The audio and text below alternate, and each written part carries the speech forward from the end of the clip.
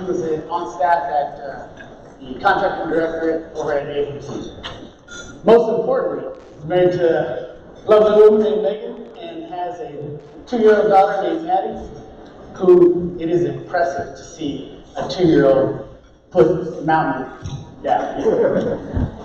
So, Captain Marketing, want to introduce Captain Daniel Adame. He comes, it's probably listed in a troop from contracting, wealth of expertise, operationals, systems, contingency.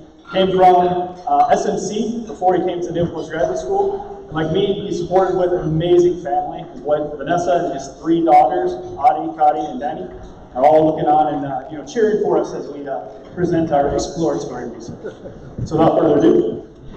Yeah, so most important thing, just to get us started, we first want to thank all the briefers that have done today and yesterday, because really you said everything we're going to talk about.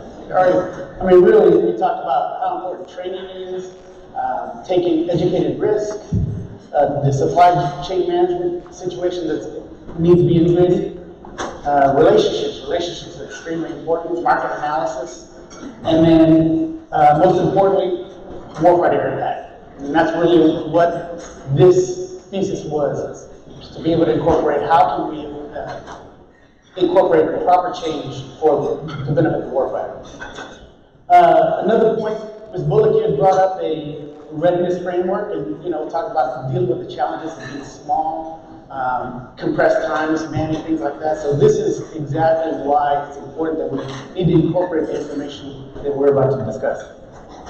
We're going to give a short briefing, and then what we'd like you to do is take into consideration and start framing some questions you might have, especially when we start talking about the comparisons within the DoD, specifically the Air Force and the private sector, who we delve into.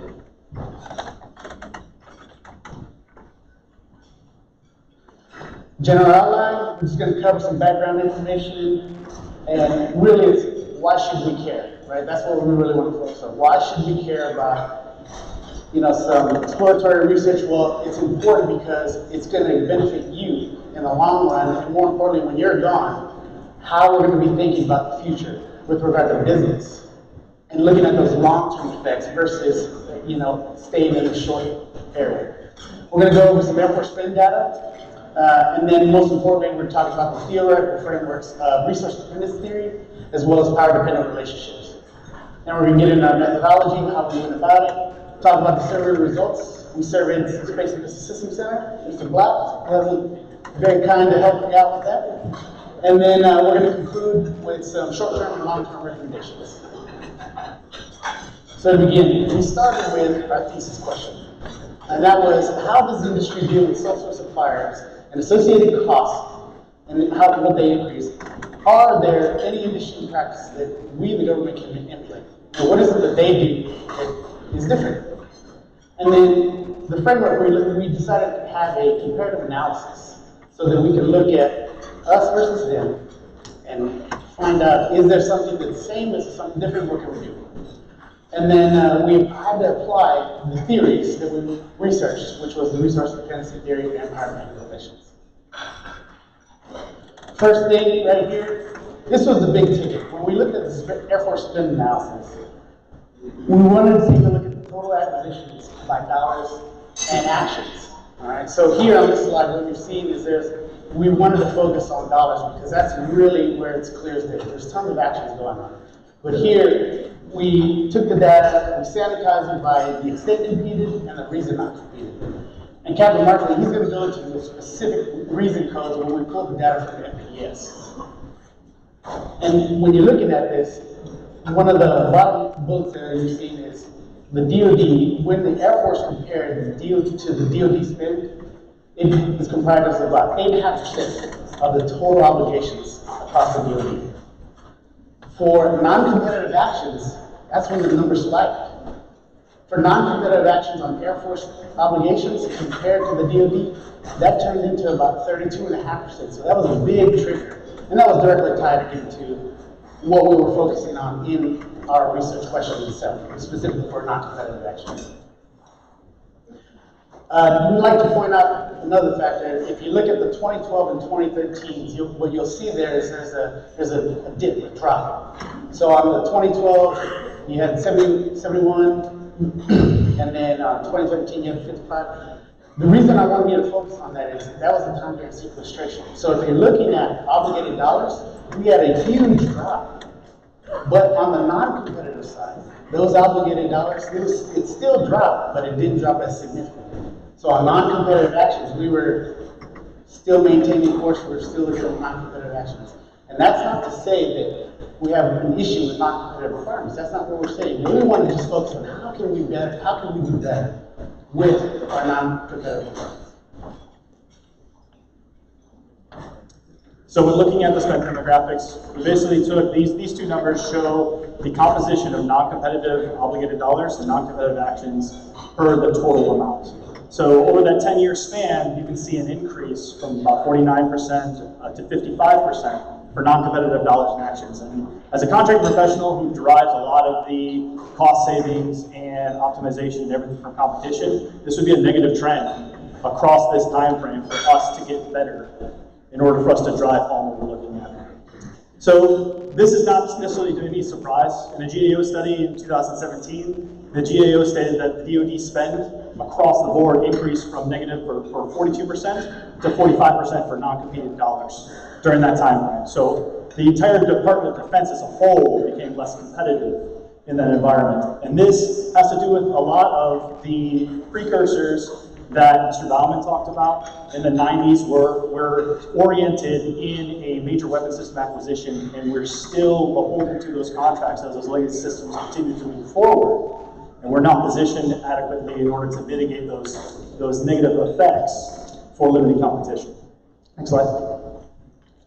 So then what we wanted to look at is, now that we have an understanding of the general framework, who are the actors within those frameworks that have the biggest possible impact on any of the recommendations that we have. So we looked at the top 10 DODACs for obligated dollars and obligated actions, and contract actions rather. And it's no surprise, the obligated dollars are primarily oriented within the systems career fields and the systems area, right? But what we found was that of these top 10 DODACs, these offices account for 28% of the total Air Force spend, but when it comes to non-competitive spend, they comprise over half, 51%. If we did that same comparison for the contracting actions, those top 10 DODACs account for 2% of the total acquisition and roughly less than 10% of the non-competitive. And what that states when we were going through that is saying that the concentration of where we get the most effect for the change is within these 10 organizations looking strictly at dollars to make it easier for us to target and to get the most effect and the most change from every recommendation. Next slide. And then going one level deeper is we want to look at the reason codes, specifically from the FBDS Data Dictionary, to look at why contracting officers were not able to compete certain requirements. And to no surprise, the 61% solution is really, there's only one source, or there's uniquely sourced. And when Mr. Robinson talks about 72% of LCMC does work primarily with the OEMs, this is what we have. But in this world, the manner in which contracting professionals need to interact with the commercial sector and how we need to orient ourselves within those relationships that we create is a very different skill set than if we have a robust market base that we can derive competition from. Next slide. So moving forward, now we're going to start talking about the research that we applied on the theories. So first off, resource dependency theory, right? It's based on the power dynamics, right? This theory was created well back in the 70s, and the idea was that it's about the power dynamics between the exchanges and control or lack of control within organizations and the organizations around them and their lack of resources, as well as how they source out and obtain other resources and create dependencies on others, or they have a dependency on others themselves.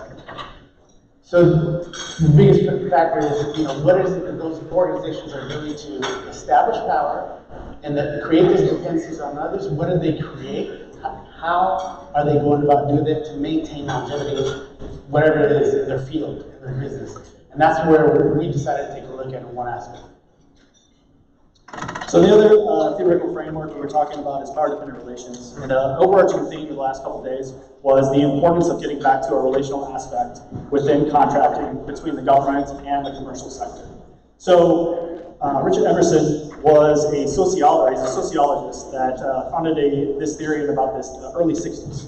So this is really nothing new, but he provided a sociological framework and said that anytime a relationship is derived, power within that relationship is directly dependent upon the dependency of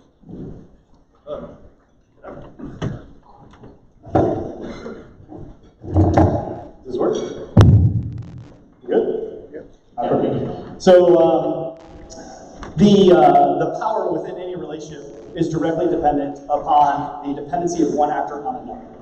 So you can see the correlation when we get into a unique source or a sole source situation in which the government is in a position where we don't have leverage over a contract.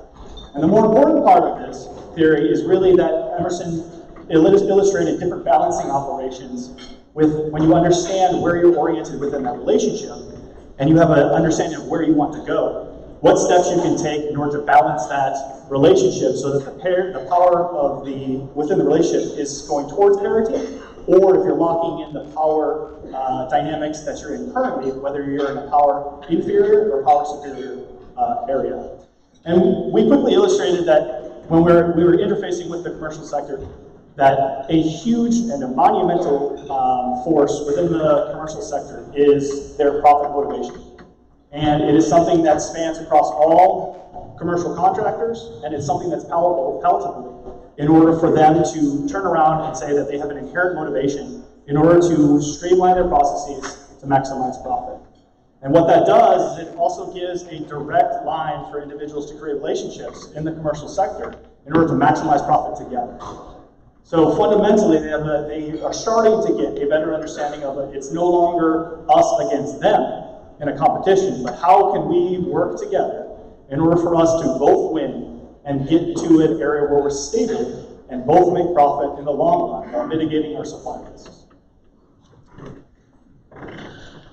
Now I'll transition to what we did with our methodology, right? So what we did was we surveyed based on the two theories. We created a survey and we sent it out to the Air Force, specifically to the Space Missile Systems Center, as well as the private sector. And our whole goal was for us to determine what's their understanding and utilization of the theories. How much do they actually know? And then likewise, for the DoD, we focus on the JSIS process. And the reason we focus on the JSIS process is because the understanding in that framework gives the government the ability to capture the ideas and concepts related directly to resource dependency as well as power dependency. It forces the issue, per se, because it's through the checks and balances and normal courses of actions you have to achieve. So over at SMC, we surveyed military and civilians, asked them some general questions about the overall theories, JSIS process, and then likewise we also interviewed and did site visits with the private sector. So in this specific situation, we had phone interviews with a major power electric company, a major apparel line, as well as a biotech line. And then what we did with them is we interviewed over the phone and had some general questions based off the survey to get their understanding of it. And then we also went to have a site visit, and we directly gave the survey to a major semiconductor contractor, as well as aeronautical producers. So and it's important to note that regardless of the market, the trends that we found were essentially synonymous across them. So when you're looking at very diverse market sectors of the economy, it really doesn't matter if you're in the apparel industry or in the major weapon system industry, your motivation is the same, and you have the same mechanisms to get to your bottom line quickly. So based on our survey, it was really no surprise that when we surveyed the individuals, and when we had everybody stand up that who was born after 1985, this is the individuals that we talked about, right? So individuals that have experienced 10 or less years. So those are the tactical, operational level individuals that realistically we want to have a tacit understanding of these, because they're the ones that are going to effectuate the change in negotiations and orient requirements in order to drive this innovation. But when we looked at the power-dependent theories, we asked the individuals whether you have any idea about what we're talking about. Pretty much nobody did. Which we assumed going in that the private sector would have a better understanding about these theories than the defense sector. Because coming up in contracting, we never heard about any of this until we got to NPS. So big thanks to Major Muir and everybody to opening our eyes and everything to the big data and everything, which is great. But the more important thing is that when we ask them scenario-based questions about, given a certain situation, how could you orient yourself to put yourself in the best position, 2/3 of the respondents were able to correctly annotate, regardless that they had no understanding of the actual theory, to correctly answer the questions, to orient themselves in the best situation. Which implies that they have a tacit knowledge of what they should be doing. But then when we ascertain whether or not they actually utilize that in their day-to-day business, 76% of them had basically no utilization of any of the theories for power dependence. But even within that sector of 76% that didn't utilize it, of those people, 65% of them were still able to answer the scenario-based question correctly. So a lot of us have the ability to do this, it's just whether or not we have the motivation or the ability to go over and actually affect the change and implement the knowledge you have. And on the resource dependency survey results, mirror the same thing, that if you look at the information, 60% stated up front they had no understanding of RDT, resource dependency theory. Again, just like Captain Martin said, that's exactly what we assumed. We assumed that there weren't going to be any knowledge of the information. But tied to that, we also believed that the JSIPS process, because it's the way that we validate and document our requirements, that was going to actually take care of that situation and incorporate the data necessary to capture resource dependency. But likewise, on the JSIPS process, with the individuals we surveyed, 60% stated they had no understanding of the JSIPS process. However, right around 40, just sub 40%, were able to correctly answer the scenario questions directly related to RDT and PDT. And then echoing again what Captain Martin said, that's just saying that you have the tacit knowledge to be able to incorporate the information into your acquisition and your acquisition strategies. But you just don't necessarily know exactly what the terminology means, and that was okay. We thought it was just on the public sector side, but the private sector side had similar findings. So when we look at the conclusions and our recommendations, we broke them up into short-term and long-term outlooks. In the short term, we understood based on our scenarios and based on the questionnaires that we provided that there is a fundamental lack of the understanding of the explicit information within the theories themselves. But realistically, that's just putting a name to what people already know based on their tacit knowledge that's in the workforce right now. And the problem we run into is that we were able to survey SMCPK, right? And inherently, this is not a single functional area that makes these decisions and orients the government into a situation for us to maximize our potential output for operational effectiveness. And because of that, we don't have visibility into the other functionals that have inputs into this. And what their knowledge is of whether or not a program manager, a financial manager, a requirement generator, an engineer, or anyone else has a fundamental better understanding about these topics than we do. My guess is that they don't, because I don't believe anybody really covers these. But it really goes back to that just because we don't have the overarching understanding of the theories, we understand what the context of them and what the main points of the theories are and how we can utilize them. We just have barriers that are preventing us from actually doing it. So we're looking at essentially an IPT approach to provide tacit knowledge and give individuals the ability to effectuate the change at the requirement level and orient the government in order to maximize their position, especially in areas where we know there's going to be limited competition. Because oftentimes we set ourselves up behind the 8 ball, and sometimes we have the best of intentions in doing so, but then we're poorly skilled in order to operate within that environment. And based on our information that we talk to from the commercial side, they live and breathe it. Every single dollar that they can save goes to their bottom line. And every motivation for them is there in order to cut costs, streamline processes, remove overhead, and do things quicker. Because in their world, if you don't, and you don't make the bottom line, you're gone. That's it. We're just a little slower. So then, going into the long-term recommendations, it piggybacks right off of what Captain Martin was saying. You know, we need to start understanding knowing the difference between market intelligence and market research. Market intelligence is going to give us that framework and understanding of what's going on the market for future, not just the immediate acquisitions. We're talking not just prototype and design, and not even necessarily production, but also getting into sustainment and termination as well. Now, granted, our acquisition strategies do require us to document that information. So that's not to say that we're not documenting and actually going forward with that. What we're saying is that, for example, if you have a system that comes online and you have a design prototype and production, then when the sustainment portion is on, which was highlighted earlier, we're talking 70–80% of your overall total costs for a system are within sustainment.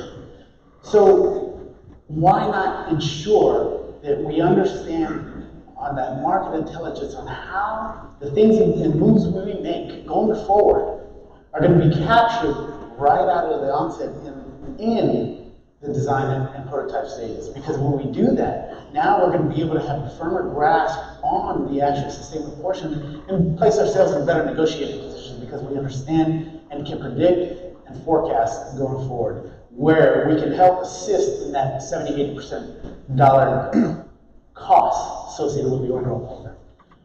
So it's important that we go there because, again, it's collecting that intelligence and make sure we incorporate it in our strategies.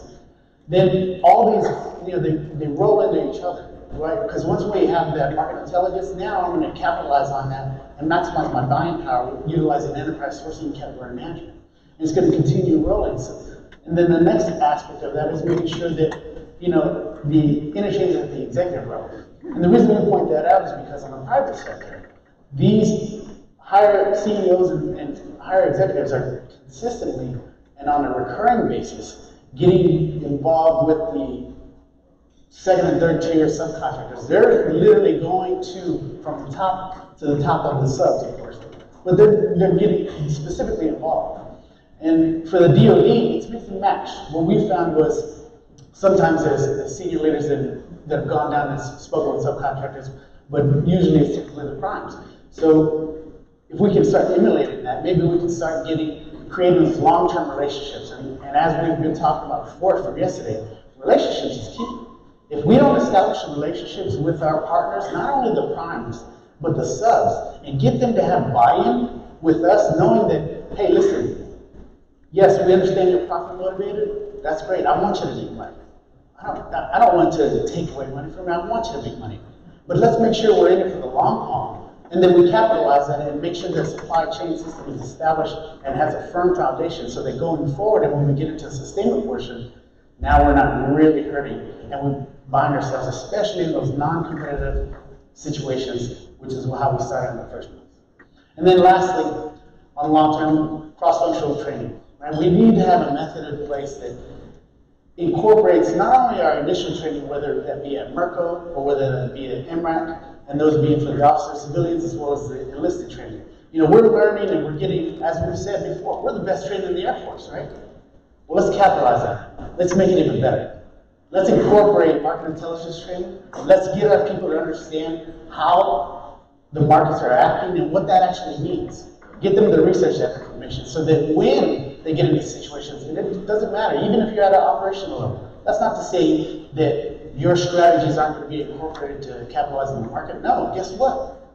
You're talking about metals, you're talking about construction, you're talking about service, professional services. It's a big topic right now. So if we can include that information and we're being strategic about our information, again, looking at that market intelligence, ensuring that executive crosstalk is happening, that enterprise sourcing, the category manager, capturing it all so that we understand how we created a foundation and we rolled up. So that now that cross-functional training starts at all the lower levels, right?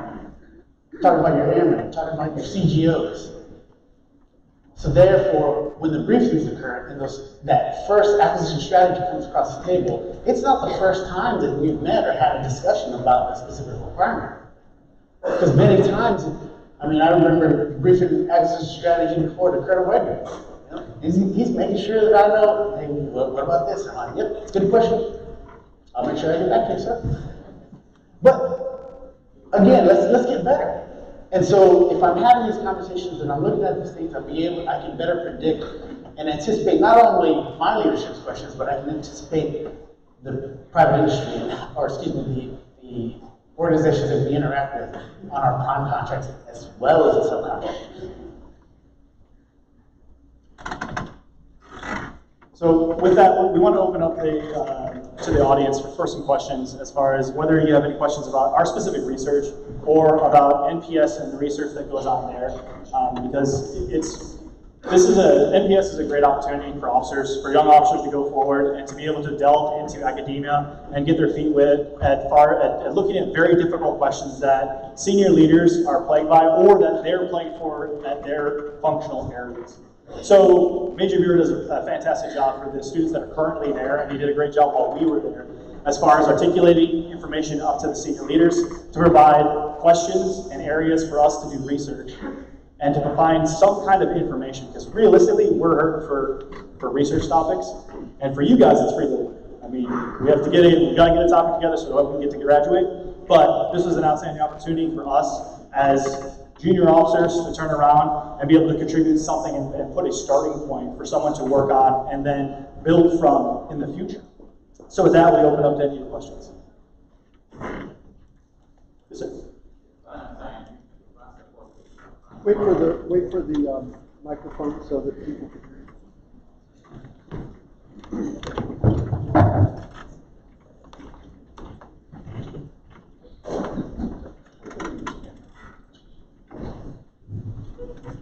Valentine, to answer first place.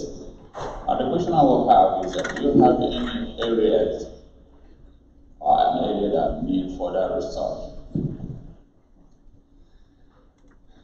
So an area for research.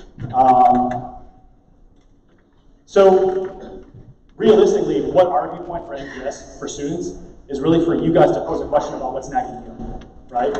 So what we look for, so this genesis from this came from Ms. Bullock, from the headquarters. There was a specific finance situation that they were looking at, and they said generally, what does the private sector do and the commercial side during these situations? And we had no idea. And we're like, yeah, that sounds cool. Let's go and take a look. Let's spend the next 12 months going through, looking at theoretical research as what everybody has before, build off of that, and see what is applicable and what's not, and see if we can identify a stopgap in what our experience was as contracting professionals moving forward. So as far as what I can speak about is the other individuals that we graduate with, we're talking OTAs, we're talking different training manuals, we're talking about anything that you're looking for, emerging information for IT, or problems with training gaps, or just trying to get general efficiencies. All of that information is prime fodder for individuals to commit research towards and to be able to put a topic for it. So we're looking for research topics. I guess the outcome of your research or your thesis is for decision making, strategic decision making. Then I would guess this is a qualitative research. Yes. So for our specific information, we're looking at part of it as being policy, but it's also partially culture. Realistically, there's a large amount of change that we need to do to understand that we're fundamentally operating in a different environment in the limited sourcing area, and that we still have to find a mechanism for us to get to the warfighter what they need with the decisions we made back in the 90s. Because we didn't expect to be here at that time, but now we have to work what we have, right? So that's partially trying to mitigate the problems going forward. And that's a lot of the education to say, hey guys, here is the case analysis for the F-16, here's the case analysis for the B-52, here's the case analysis for everything. It's like, this is what we did great in these situations, but just like everyone was talking about before, we took old understanding of that, and now we're trying to limp those airframes along for another 30 years. And during that 30 years time, we've provided a mechanism for the commercial sector to orient its entire strategy towards the sustainment side, to underbid on the production of the contract, or the production side of the contract, and then make out all their money on the backside. And if we're not properly oriented to mitigate that, then we're going to fall right into the same cycle we did just on the new way. And that's why we're really stressing, in order to build on that, we've got to focus on training, right? We can't just be accepting of where we're at. Let's train and let's focus and improve already what is considered the best training in the DoD. So let's improve it and let's focus on it and pivot so that we can not only improve their current situations of our older systems, but as well as when our newer systems come online, then we can tackle it with the same market intelligence to be able to capitalize on what's going on in the market, whether it be locally or globally, either one. Another question that I can always give if anybody has another question. The following question would be, this research can be replicated. Yes. Yes. Okay. So if it's replicated, then that means you can combine qualitative and quantitative. Absolutely. Correct. Okay. Thank you. So yeah, to that point, sir, so every NPS thesis that's not classified is fully available for anybody out there to be able to see. So you guys can look up our thesis at any point in time if you want. You guys want. But All complaints will be referred to my bodyguard. But what is also very important for that is that individuals that are going to NPS or that are students currently are highly encouraged to take and look at what individuals have done in the past and say, what's the next logical step in order to take this one step further. So for us, it would be simply emulating something outside of just SMCPK, bringing in more commercial partners to be able to see whether this holds and to expand it to a different area within contracting or to a different function. To be able to say, realistically, does anyone else have a better understanding of this? And if they do, how they get it? Because we know that contracting doesn't necessarily get this information in their training that we have as of now. Provide that foundation to focus on culture, right? Just like we talked about, focusing on supply chain management, focusing on policy changes, things like that. So it's a stepping stone for someone else to grab on it and get even more deep into the weeds with it. Can you give me a line or two if somebody wants to replicate this? Then access to the data, because the contract numbers are the value, dollar value, the classified information. Did you get any approval? How did you walk through the process of getting approval released? Yeah. So the schoolhouse has an internal review board. Anytime I interface with any type of individual, so as soon as I start talking to people, I have to go through an internal review board at the schoolhouse to ascertain and make sure that I'm not violating any rules or anything else by interfacing with those individuals. Now, the other big limiting factor for our research is that as soon as we start working outside of the government, we're very limited to the number of individuals, not companies, but number of actual individuals we can interface, and that's less than a dozen.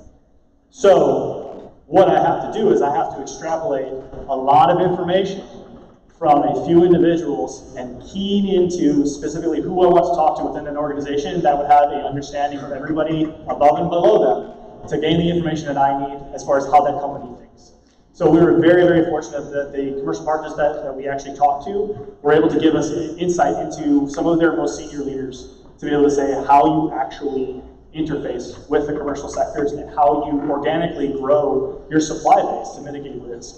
Because those companies literally go through from their supply chain, because we're really trying to work within a function that is a separate core function within the commercial sector. Supply chain management is one of the largest growing fields of study in the private sector.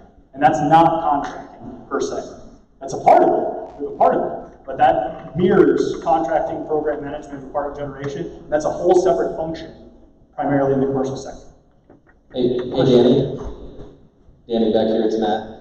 Oh, Hey, so when you did your research, sometimes in the defense industry, they don't have necessarily an incentive to be effective with their subcontractors or their suppliers because they can lay profit on top of their subcontractor costs. Did you see any anomalies in the behaviors of industry partners that you looked at in your research because of that? so the one biggest thing that was part of our research was they have a direct line to those subcontractors.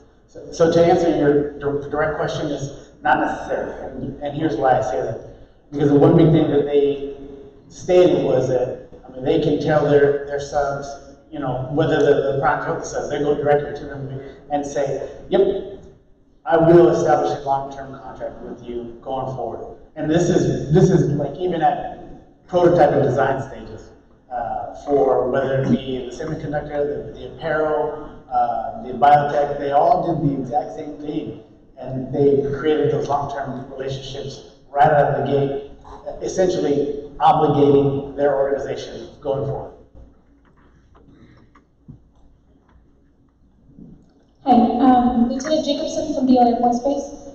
So the question I have, you kind of touched on it a little bit, was you said this really isn't a contracting specific thing that's kind of spans multiple AFSCs and career fields. And I know that NPS also has other programs like engineers and all sorts of different programs. Is there an opportunity while you're there to actually kind of team up like you two did, but with other career fields while they're trying to pursue their thesis to get kind of a multifaceted approach to it, or is it just you're kind of within your, I guess, your master's program? No, so absolutely. So there is no stipulation on you joining with another schoolhouse in a completely different functional to be able to ascertain that information. And oftentimes there's a lot of individuals that are on the engineering track within the Naval Postgraduate School that will come to the management schoolhouse and say, hey, listen, I have an engineering thing. I want to see how we do the money behind it. And they'll utilize our professors as their thesis advisors to be able to get that information. So it really comes down to just matching those people up with what they're interested in. Because if you're going to do research for 12 months worth of time, and you're going to beg your return graduation on that. So you've got to make sure you've got a logical chunk that you're going to be able to get through that makes sure that you service both the engineering schoolhouse and the contracting side or the management side as well. So there's no preclusions to it. Just make it more complicated. But the benefit is that if you can do that, you can present that on the multifunctional level to both organizations that are not necessarily just the Air Force or the Navy. Because primarily the Air Force is mostly there for management and then some FAO and some other things that are there. But they do the exact same thing at AFIT. So for the engineering that we have at AFIT here at Wright-Patterson, they do the exact same thing. So when people have questions about floating up things that they have problems about how we want to solve these, that's exactly what we're looking for. When we're going through those programs and say, okay, how can I just make something valuable that I'm going to spend 12 months of my time doing?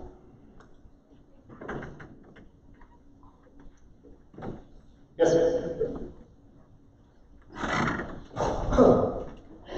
Lieutenant Nicholson. Get up here to the mic. They're coming. Lieutenant Ryan Nicholson. Sir, in about 30 seconds or less, so we have something to take back to our teams, can you synthesize what is the value added from a potential training that we can look forward to? Or what is the takeaway that we should take into our contracting units from this? Oh, yeah, that's great. So easy answer, my quick, easy 30-second answer is expand on your training. Don't just include training that you're going to have with regard to whatever your requirements are. Incorporate, so if you're at operation level, drag in civil engineering, drag in comm, and start on those contracting concepts and requirements, develop it immediately. And that's how you're going to capitalize. But more, secondary to that and simultaneously with it is establishing relationships. And that's the biggest part that we understood from everyone that we talked to across the board in the private sector. Relationships is paramount. If you don't have a good relationship with, from the CEO, middle managers and down, and you can't make that connection and communication will falter short, everyone's going to respond to you and give you the PC answer that you're asking for. But if you need a real answer, and we all know what that means, is wherever you're at in your acquisition process, the only way to get that done is through the relationship that you've established with either the contractor or the customers that you're working with. Thank you, sir. And just one more thing to add on to that is that when you're developing your requirements and you're actually going out to contracting, think about what happens when things go south and when you're not 1 year down the road, but 5, 10, 15 years down the road, and see if you have options based on what you're doing now to mitigate that in the future. So we do in general, we've done a poor job in the past of clearly understanding what we're going to need in 20 years should something go south. And if you don't plan for that ahead of time, if you don't get a vehicle and you don't get a concept that allows for that, you're going to be stuck. Any more questions? Okay. Thank you, gentlemen. Appreciate it. Appreciate your time.